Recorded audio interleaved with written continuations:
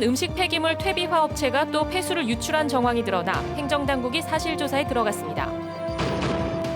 지난 주말 동안 원주와 평창에서 코로나19 확진자가 잇따라 발생해 강원도 누적 확진 환자는 67명으로 늘었습니다. 민선 7기 지자체장들이 임기 반환점을 돈 가운데 심규원 동해시장은 중장기 과제로 삼척과의 통합을 제시했습니다. 정선군이 올해 화암면과 북평면에서 주민자치위원회를 시범 운영하고 있는데 내년에는 모든 읍면으로 확대할 예정입니다. 안녕하십니까? 뉴스데스크 강원입니다. 음식 폐기물을 퇴비로 만드는 공장에서 폐수로 보이는 오염물질이 인근 하천으로 흘러간 정황이 포착됐습니다. 이 업체는 지난해까지 2차례나 폐수를 흘려보내 조업 정지 처분을 받은 전력이 있습니다. 홍한표 기자가 보도합니다. 지난 1일 오전 어두운 색의 탁한 액체가 배수관에 빠져나와 개울로 흘러가고 있습니다. 음식물 폐기물을 비료로 만드는 강릉의 한 공장에서 흘러내려온 겁니다. 처음에는 막걸리 같은 물이 내려오다가 제일 오자마자 이제 하늘 커피색 있잖아요. 시꺼먼 커피색 정도로 물이 내려보내더라고요. 강릉시는 시료를 채취하고 검사 분석기관에 이를 보냈습니다. 현재 지금 저희가 강원도 보건환경연구원에 이제 폐수 시료를 채취를 해서 수질 검사를 이제 의뢰를 해놨습니다. 그 결과가 내려오면 폐수로 확인될 경우에는 그 관련 법에 따라 법적 조치를 할 계획입니다. 이 업체는 지난 2018년과 지난해에도 폐수를 무단으로 유출해 조업 정지, 열흘과 한 달 처분을 각각 받은 바 있습니다. 지난해 조사에서는 폐수의 생물학적 산소 요구량 기준치의 100배, 화학적 산소 요구량은 29배에 달했고 총 질소와 총인, 부유물질 등도 3배 넘게 초과한 바 있습니다. 인근 도로도 온통 오염물질로 뒤덮였습니다. 도로에서도 악취가 날 정도로 오염물질이 심하게 떨어져 있습니다. 업체는 장마로 인해 토사 등에 일부 오염물질이 쓸려 내려갔을 뿐 인위적인 유출은 없다고 답변했습니다. 비가 왔었잖아요. 비가 중간 같은 묻은 것들이 바닥에 있는 것들이 같이 내려간대요. 물하고. 우리 공장에 지금 물이 안 나와요. 이렇게. 한편 폐수 무단 방류 등에 대해 1년 안에 동일 사안으로 3차례 이상 적발될 경우 영업장 폐쇄 조치를 내릴 수 있습니다. MBC 뉴스 홍한표입니다. 주말 사이 원주와 평창에서 코로나19 추가 확진자가 나왔습니다. 지난 3일 평창 진부면의 오일장터를 이용한 의정부 60대 남성이 확진 판정을 받고 경기도 의료원에 입원했습니다. 이 남성과 접촉한 9명은 모두 음성 판정을 받았습니다. 어제는 미국에서 입국한 원주의 40대 여성이 검사에서 양성으로 판정돼 원주의료원으로 옮겨졌습니다. 이 여성은 자가격리 중에 확진돼 지역 접촉자는 없습니다. 이로써 도내 코로나19 확진자는 67명으로 늘었습니다. 휴업에다 비대면 방식 등 1학기를 어렵게 마친 대학들이 2학기 수업 운영 방식을 놓고 깊은 고민에 빠졌습니다. 학생들 역시 비대면 수업을 또다시 할 경우 휴학을 고민하지 않을 수 없다는 반응까지 보이고 있습니다. 강화길 기자가 보도합니다. 코로나19 사태로 한 학기를 비대면 온라인 수업으로 진행했던 강원 도내 대학들. 1학기 기말고사까지 마친 상황이라 일단은 안도하고 있습니다. 하지만 2학기 수업 방식을 놓고 새로운 고민에 들어갔습니다. 비대면이냐 대면이냐. 지금 기조는 일단 신중. 코로나19가 잦아들기는커녕 여러 지역에서 산발적으로 터지는 상황이어서 섣불리 결정을 내리지 못하고 있습니다. 지금 시간을 2학기를 어떻게 하겠다는 어느 대학이든지 선택할 수 없는 부분일 것 같고요. 코로나 상태를 좀 더 지켜봐야 뭐가 답이 나오지 않을까 싶어요. 다만 대면과 비대면을 적절히 혼합하는 방식이 유력해 보입니다. 이론 위주 강의는 비대면, 실험 실습 실기 과목과 소규모 강의는 대면 위주로 진행하는 방식입니다. 대면 수업은 조금은 연결되지 않을까 싶어요. 아시아나가 실험 실습 과목 말이 많았던 거에 대해서는 전면적으로 비대면을 할 수는 없는 상황일 것 같긴 해요. 그다음 코로나19의 전개 상황을 봐가며 대면 수업을 확대하는 식으로 탄력적으로 대응하는 방식을 택할 가능성이 높아 보입니다. 그런데 문제는 1학기처럼 비대면 수업이 지속될 경우 학생들의 대응입니다. 상당수 학생들이 대면 수업을 하지 않는다면 차라리 휴학을 선택하겠다는 입장입니다. 만족스럽지 못한 온라인 수업에도 등록금을 똑같이 받는다면 휴학을 망설일 이유가 없다는 반응을 보입니다. 양질의 수업도 못 받고 등록금은 등록금대로 내는데 반환이나 뭐 다른 방황도 말 안 해주시고 그냥 돈은 돈대로 내고 수업 듣는 거는 그냥 동영상 보는 것뿐이니. 이렇게 학생들의 휴학 사태가 이어질 경우 대학 재정에도 적지 않은 부담이 우려됩니다. 다음 달 말 2학기 등록을 앞두고 대학이나 학생이나 모두 깊은 고민에 들어갔습니다. MBC 뉴스 강화길입니다. 민선 7기 지자체장들의 임기가 절반이 지난 가운데 성과와 과제를 알아보는 시간입니다.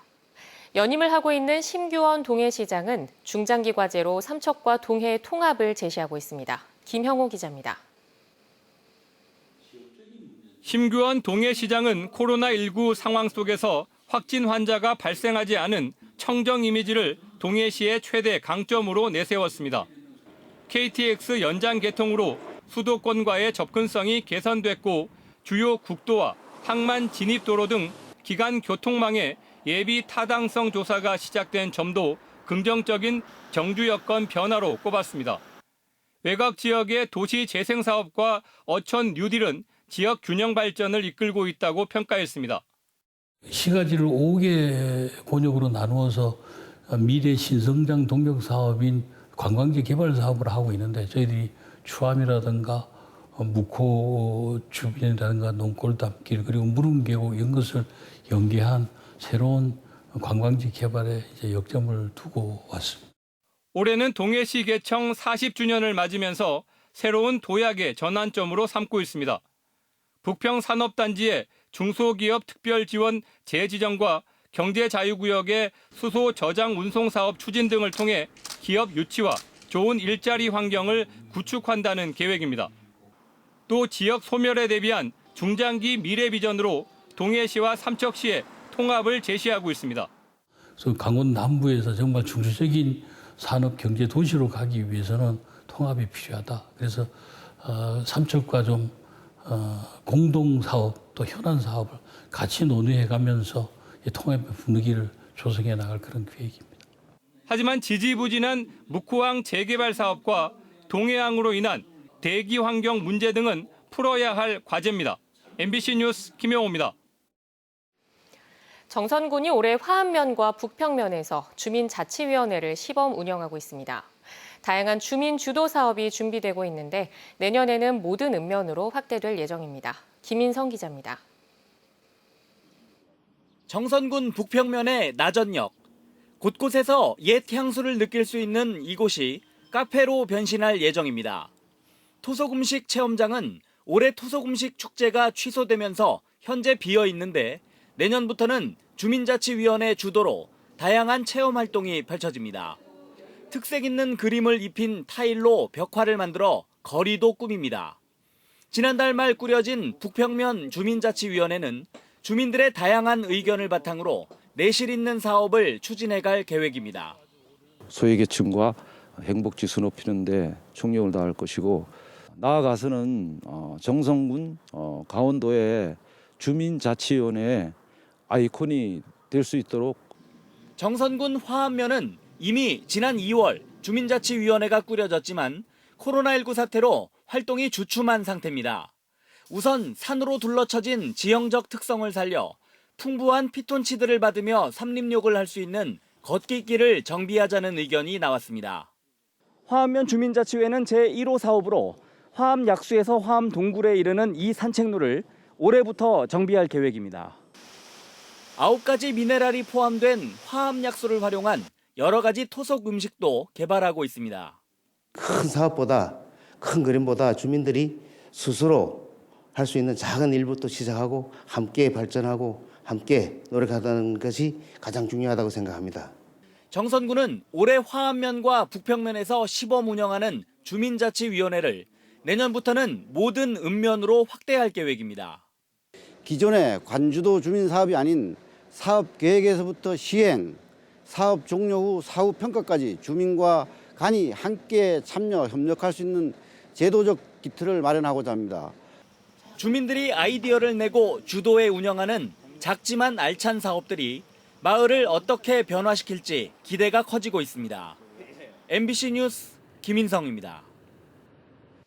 동계스포츠 설상 종목 국가대표 선수들이 훈련할 선수촌이 올림픽이 열렸던 평창 대관령에 건립됩니다. 올림픽 시설을 활용한 사계절 훈련이 가능해져 국내 동계스포츠 발전에 중요한 역할을 할 것으로 기대됩니다. 권기만 기자입니다. 평창 동계올림픽의 성공 개최를 이끌었던 옛 조직위 사무소.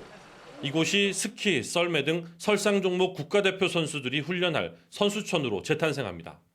모두 148억 원을 투입해 종목별 맞춤형 훈련이 가능한 최첨단 훈련 시설로 건립될 예정입니다.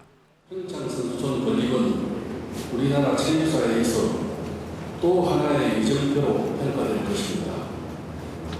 그리고 동계 스포츠 도약과 활성화의 초석이 될 것입니다. 태릉과 진천에 훈련장이 있는 빙상 종목과는 달리 설상 종목 선수들은 훈련장 인근 숙소에 머물며 지하주차장 일부를 개조한 곳에서 체력 훈련을 하는 등 훈련에 어려움을 겪어왔습니다. 선수촌이 건립되면 이 같은 불편이 해소되면서 동계 스포츠 선수들이 기량을 높이는 데 큰 도움이 될 것으로 전망됩니다. 이동하는 부분이 가장 안 좋은 부분 중에 하나였는데 이제 훈련 장소가 정해져 있다 보니까 그런 것들을 걱정 없이 훈련에만 집중을 할 수 있는 게 가장 좋은 부분인 것 같습니다. 평창군은 선수촌이 동계 스포츠의 중심지, 올림픽 개최 도시로서의 위상을 한층 높이고 평창 동계올림픽 유산 사업에도 중요한 역할을 할 것으로 기대하고 있습니다. 올림픽의 스포츠 메카다운 그런 위상도 정립될 뿐만 아니라 경제적으로도 우리에게 큰 이득이 되리라고 봅니다. 선수촌은 내년 10월 운영을 목표로 올 11월부터 건립 공사를 본격화합니다. MBC 뉴스 권기만입니다.